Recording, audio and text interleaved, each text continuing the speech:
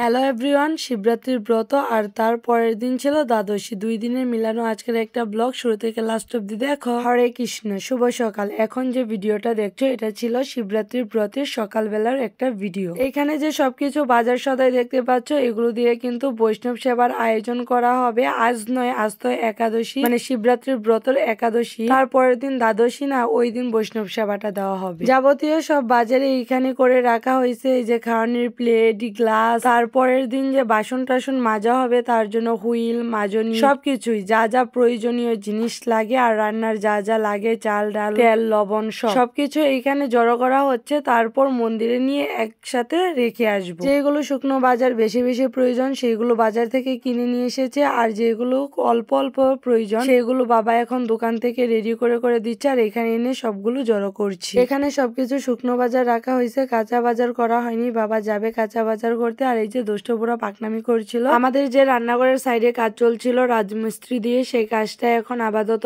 অফই আছে। একদিন কাজটা করানোর পর আর করানো হয়নি, যার জন্য বালুগুলো এখন বস্তা ভরে রেখে দেওয়া হয়েছে। কুটা বাছা করা হচ্ছে দুপুরের রান্নার জন্য। ঠাকুমা লাউ কুটে দিচ্ছিল বড়ি দিয়ে রান্না করব বলে। এদিকে রান্নাঘরে কিন্তু চৌকা জ্বালিয়ে ভাত বসিয়ে দিয়েছি। অনেকক্ষণই হলো। আপন যেখানে নিজের রক্তের সম্পর্ক আছে দেখবে সেইখানের ভালোবাসাটা হয় একদমই কিন্তু নিঃস্বার্থ, কোনো রকম স্বার্থ থাকে না সেই ভালোবাসায়। কিন্তু কথাটা কেন বললাম জানো, ঠাকুমা যখনই আমাদের বাসায় আসে আমার সংসারের সব কাজই কিন্তু সেও ভাগাভাগি করে আমার সাথে করে ফেলে। নিজের বাড়ির মতোই ভেবে কিন্তু আমার বাড়িতেও সে আমার হাতের সাথে হাত লাগিয়ে সব কাজ করে দেয়। ঠাকুমা হয়তো বা ভাবে যে নাতনির কষ্ট হবে, একটু কাজটা করে দিলে তাড়াতাড়ি হয়ে গেল, নাতনিরও আরাম হলো। আর এই দেখো আজকের ওয়েদারটা কিন্তু অনেক সুন্দর ছিল। কাজ করার জন্য যে বালুগুলো আনা হয়েছিল সেগুলো তো রাস্তাতে রাখা হয়েছিল। এখন যেহেতু কাজ করা হবে না, আর রাস্তায় থাকলে বালুগুলো ধুয়ে চলে যাবে বৃষ্টি হলে বা গাড়ির সাথে লেগে যেতে, সেজন্যই কিন্তু বস্তা ভরে সব বালু রেখে দেওয়া হয়েছে। এখন চলে এসেছি কলপারে, আর কলপারের দরজাটা বন্ধ করে রেখেছি। দেখলেই তো কিছুক্ষণ আগে দুষ্ট বুড়া কিভাবে ঘুরু ঘুরু করছিল সারা বাড়ি জুড়ে। আর দুষ্ট বুড়া প্রায় সময় কলপারে চলে আসে, সব বালতি ভরা থাকে, ড্রামও ভরা থাকে, যদি বালতির মাঝে পড়ে যায় এই কথা চিন্তা করেই কিন্তু বাথরুমের দরজাটা অফ করে রাখি। কারণ আমরা তো বেশিরভাগ সময়ই কাজ করি ওই সাইডটাতেই,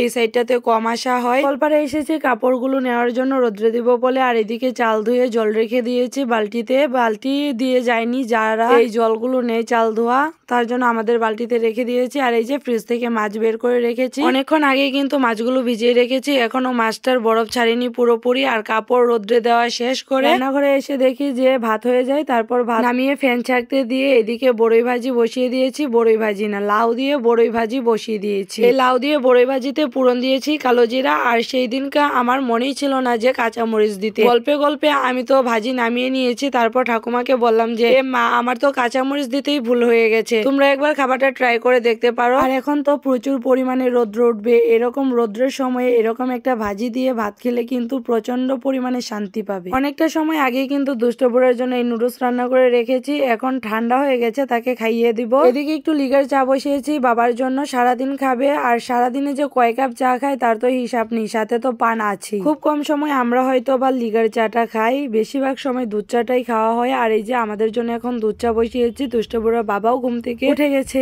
এইদিকে চৌকাতে কিন্তু আমি লাউয়ের ভাজি বসিয়ে রেখে চলে এসেছিলাম চা বানানোর জন্য। আর এসে দেখি ঠাকুমা সেই ভাজি নামিয়ে অন্য একটা রান্না চড়িয়ে দিয়েছে। আর সকালবেলা তো এরকম ভাবে কোনো নাস্তা করা হয়নি, কারণ ঠাকুমা আর মা তো শিবরাত্রির উপাস ছিল। বাবা এখনো খায়নি, বাবা এই যে বৈষ্ণব সেবার কাজে খুব দৌড়াদৌড়ি করছে। বৈষ্ণব সেবার শুকনো বাজার করা সব শেষ আর গোছানো হয়ে গেছে। এখন বাবা বাজারে চলে গেছে কাঁচা সবজি আনার জন্য। বলছিল যে বাজার থেকে এসে তারপর খাবার খাবে, আর তখন আমাদের রান্না হয়ে যাবে। সবকিছু কুটা বাছা শেষ, এবার শুধু মাছের জন্য মশলাটা বাটতে হবে। আর ঠাকুমা রান্না করেছিল, বললাম আমি মশলাটা বেটে দেবো না। ঠাকুমা এখন মিষ্টি লাউ ভাজি করছে। আর এদিকে আমি চলে এসেছি বিছানা তোলার জন্য, যে লাউটা ভাজি হতে থাক আর এদিকে বিছানা কয়টা তুলে নি। সব কয়টা বিছানা কিন্তু আগেই তোলা হয়ে গেছে। দুষ্টবুড়া বাবা একটু দেরি করে উঠেছে, যার জন্য এই বিছানাটা তোলা হয়নি, এখন এসেছে তুলতে। দুষ্টবুড়ার বাবা চা দিয়ে বিস্কিট খেয়ে বাইরে চলে গেছে, সাথে দুষ্টবুড়াকেও নিয়ে গেছে। দুষ্টবুড়াকে নুডলসটা খাইয়ে দিয়েছি। শীতের দিনে বিছানা তুলতে অনেক সময় লেগে যায়, কত কিছু যে তুলতে হয় বিছানা থেকে, লেপ ভাঁজ করতে হয়, কাঁথা ভাঁজ করতে হয়, কম্বল এটা সেইটা। আর গরমের দিন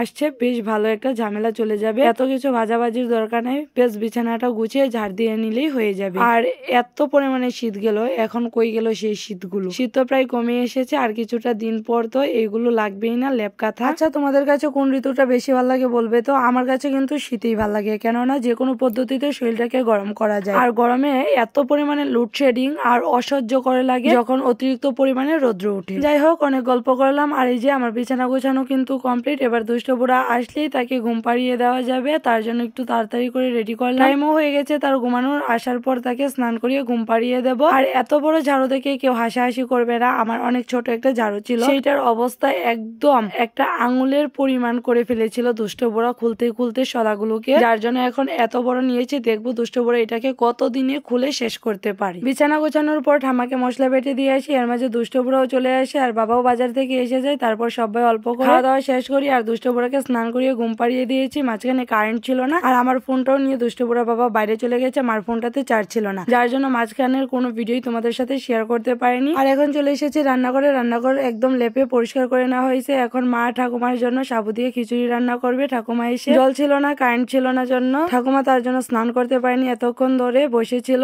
এখন গেছে স্নান করতে। আর মাছ টাছ রান্না হয়েছে, ঘরদোর না লিপে নিরামিষটা রান্না করে কিভাবে সবকিছু কিন্তু মেজে ঘষেও নিয়ে এসেছে, এখন শুধু রান্না করার পালা। চৌকা তো জ্বলে গিয়েছে, ঠাকুমা কিন্তু এখন আসেনি, গলপাড়ে আছে, স্নান করছে। আসার পর ঠাকুমা রান্না করবে। এইদিকে সাবু কিন্তু রান্না করা হবে মুগের ডাল দিয়ে। কে কে খেয়েছো এই খিচুড়ি অবশ্যই কমেন্ট করে জানাবে, না খেলে রেসিপি জানতে অবশ্যই কমেন্ট করবে। কিন্তু খিচুড়ির সাথে দিয়ে দেওয়া হবে কিছু সবজি, তার জন্য এখন সবজি বানাবো। আর চলো সবজিগুলো বানিয়ে নিই, তারপর আবার কথা হবে তোমাদের সাথে। ঠাকুমা আসতে আসতে আমার সবজি বানানোটা কমপ্লিট করতে হবে, বেশিক্ষণ লাগবে না সবজি বানাতে, কারণ সব সবজি থেকে অল্প অল্প করে সবজি দেওয়া হবে। মা ঠাকুমা শুধু উপাসী রয়েছে, শিবের মাথায় কিন্তু তারা জল দেয়নি, শুধুমাত্র উপাস থেকেছে এইটুকু। জল দিতে পারবে না যে তারও একটা কারণ আছে, সেই কারণটা নয় অন্য কোনো এক সময় বলির। আর এইদিকে দুষ্ট বুড়া কিন্তু এখনো ঘুমাচ্ছে, হালকা একটু নড়াচড়া করছে, কখন জানি উঠে যায়। আর এখন ঘড়িতে বাজে 3টে। রান্না বান্না তো অনেক আগেই কমপ্লিট হয়ে যায় আমাদের, এটা এখন শুধু মা ঠাকুমার জন্য খিচুড়ি রান্না হচ্ছে, ঠাকুমা রান্না করে আছে। আর এই যে দাদু স্নান করে এসেছে, এবার ঘরে যাচ্ছে তেল দিবে বলে। তেল দেওয়া হয়ে গেলে তারপর দাদুকে খাবার দিয়ে দিব। আর এদিকে ঠাকুমা রান্না করে কি করেছে দেখো, বেল এনেছে, বাবা বেলের শরবত বানাবে। আর এই যে খোসা থেকে বেলটাকে ছাড়িয়ে রেখেছে,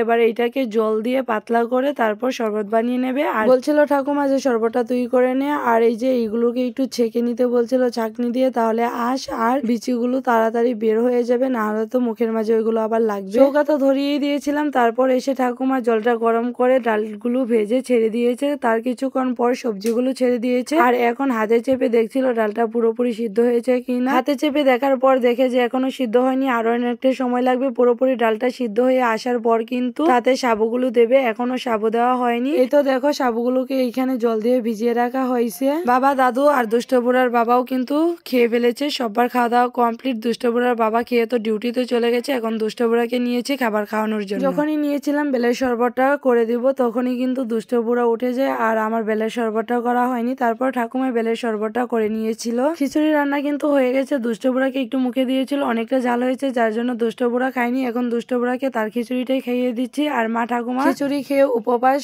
ব্রতটা ভেঙে নিয়েছে, যেহেতু শিবের মাথায় জল দিতে পারবে না, তারাও দিবে না, এর জন্য আমি কিন্তু আর উপাস থাকিনি, যে জলেই দিতে পারবো না তাহলে শুধু শুধু উপাস থেকে কি হবে। খিচুড়ি সবাই খাওয়ার পর এই যে আমারটুকু রয়ে গেছে, এবার আমি আমারটুকু খেয়ে টেস্ট করছি। এটা আমার এক ছোট ঠাকুমার রেসিপি, অনেক মজার একটা রেসিপি। ছোট ঠাকুমা প্রায় একাদশীতেই রান্না করতো, আমাদেরকেও দিত, আমি বিয়ের আগেই খেয়েছিলাম, বিয়ের পর আর খাওয়া হয়নি। খিচুড়ি খাওয়ার পর আমি একদম ফ্রেশ হয়ে চলে এসেছি, এখন বিকেল হয়ে গেছে। আর দুষ্ট বুড়াকে খাবার খাইয়ে দিয়েছিলাম তখন, তারপর আর কিছু খাওয়ানো হয়নি, আবার একটু খাইয়ে নিলাম। এখন আপাতত সব কাজকর্ম শেষ, এখন আর কোনো কাজ নেই, এখন যাবো একটু মন্দিরে। এই যে আমান্য করা হচ্ছে বৈষ্ণব সেবার, সাথে দুষ্ট বুড়াকে নিয়ে যাব, সেইখানে যাওয়ার পর আবার আমান্য করতেও হবে। দুষ্ট বুড়া আর তার বড় মা মিলে খেলাধুলা করেছে, বড় মাকে মারে, এটা নাকি তার আবার খেলো। একসাথে মিলে সবাইকে নিয়ে এখন মন্দিরে যাব, আমান্য করা দেখাবো। আর অনেকজন মিলে একসাথে কিন্তু আমান্য করছে সেইখানে। এই তো বাসা থেকে বেরিয়ে গেলাম, আমার আগে আগে তো সেই ছুটে বেরিয়ে যাচ্ছে। আর এদিকে দোকানের সামনে দাঁড়িয়ে তার দাদুকে টাটা দিচ্ছিল। বাসার গেটটা খোলার পরেই রাস্তাটা পরে খুব গাড়ি চলাচল করে, যার জন্য একটু ভয় হয়, আর হাত ধরে তাকে পার করে দিচ্ছি। তারপর আবার ছুটে চলে যাচ্ছে, কে জানি তাকে ডাকছিল। মন্দিরে গিয়েছিলাম, যাওয়ার পর আবার বাসায় ছুটে এলাম বটি নেওয়ার জন্য। ওইখানে আর কোনো বটি নাই যে আমান্য করব বসে, তার জন্য এসে বাসা থেকে নিরামিষ বটিটা নিয়ে গেলাম। এই যে গেটটা দেখতে পাচ্ছ, আর রাস্তার ওই পাশে যে গেটটা খোলা দেখলে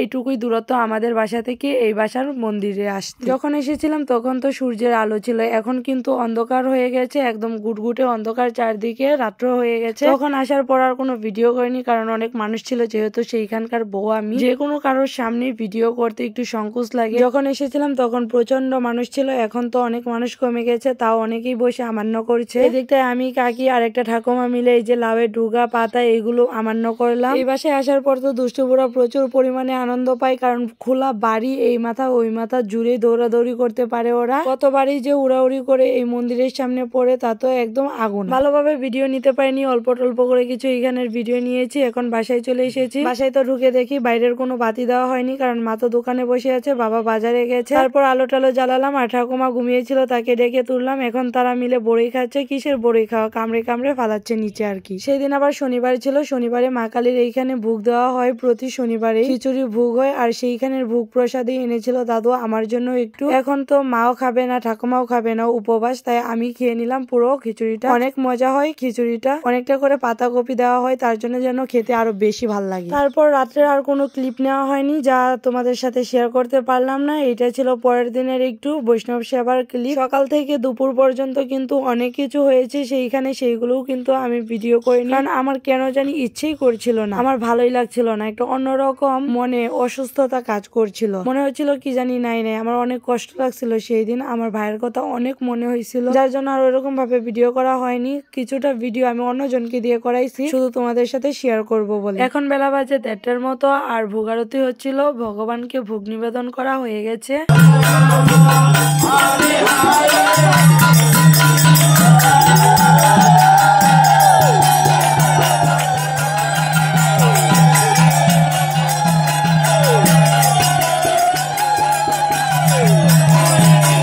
ভোগারতি কীর্তন শেষ হতে হতে দেখো অনেক মানুষজন কিন্তু এসে গেছে। আমাদের নিমন্ত্রণই ছিল প্রায় 3 থেকে 400-র মতো। বৈষ্ণব সেবার প্রসাদ নিমন্ত্রণ না করলেও লোক হয় এমনিতেই অনেক, কিন্তু প্রসাদ জিনিসটা কিন্তু সবাই খেতে চায়, আর নিমন্ত্রণ দিলেও আসে, না দিলেও আসে। প্রসাদ জিনিসটা এরকমই। আর যদি কোনো বিয়ের নিমন্ত্রণ বা বৌভাতের নিমন্ত্রণ হয়, তখন কিন্তু নিমন্ত্রণ যাকে করে সেই যায়, তার পরিবর্তে কিন্তু বেশি মানুষ যায় না। এই যে দেখো পুরো বাড়ি জুড়েই কিন্তু মানুষ আর মানুষের সমারোহ, বেশ আনন্দই লাগে এতগুলো মানুষ যখন একসাথে হয়। ভোগ আরতি শেষ, আর এই যে ভগবানকে যে ভোগ নিবেদন করেছিল সেই ঘরটাও কিন্তু খুলে দিয়েছে, এখন সবাই মিলে ধ্বনি দিচ্ছিল। আসলে ভগবানের মন্দিরে যাওয়ার পর মনটা এতটাই পবিত্র হয়ে যায় যে হরিনাম শোনার পর অনেক দুঃখ কষ্ট মনে আসে, আর সেই হরিনামে আবার অনেক দুঃখ কষ্ট ভুলিয়ে দেয়। প্রায় সময় এরকম হয় যেন চোখ দিয়ে এমনিতেই অঝরে জল পড়তে থাকে। আসলে এইগুলো হচ্ছে মন এতটাই পবিত্রতা হয়ে যায় যে কোথায় আছি বা কে দেখলো না দেখলো সেই কথা আর মাথায় থাকে না, এমনিতেই চোখ দিয়ে অঝরে জল পড়তে থাকে।